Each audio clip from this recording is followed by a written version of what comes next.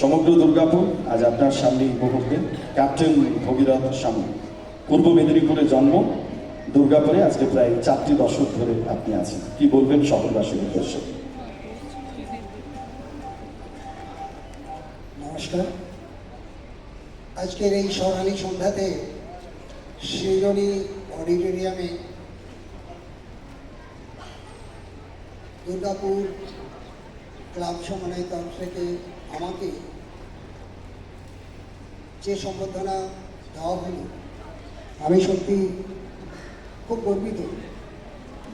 ভারতের বুকে প্রায় 16 কান্ট্রিজতে Olympic, Commonwealth game, Asian games, South games, Asian চ্যাম্পিয়নশিপে পার্টিসিপেট করে ভারতের জাতীয় পতাকা বিদেশের বুকে 3বার ন্যাশনাল ফ্ল্যাগ, 6 টাইমস আমি ন্যাশনাল ফ্ল্যাগ বিদেশের বুকে উত্তোলন করে জনগণ মনোনীত সম্মান এনেছি।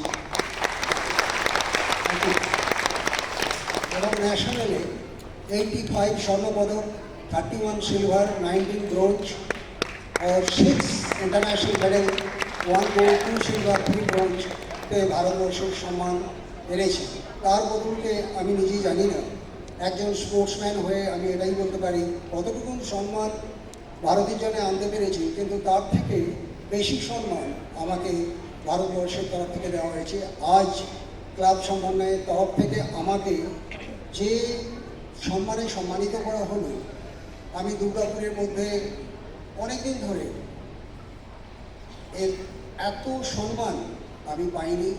নট অনলি দ্যাট, বিভিন্ন অনুষ্ঠানে আমি যাই দুর্গাপুরে, আমাকে ডাকা হয় এবং আমার হার্টলি কনগ্রাচুলেশন, বিশেষ করে সন্দীপ স্যারকে আমি জানাবো, উনি প্রেসিডেন্ট। এই ধরনের এনকারেজ করা স্পোর্টসম্যানকে, নট অনলি দ্যাট, খেলার জগতে আমি দেখলাম এর আগেও কিছু ব্যক্তিত্বকে সম্মানিত করা হবে দুর্গাপুরের মধ্যেই।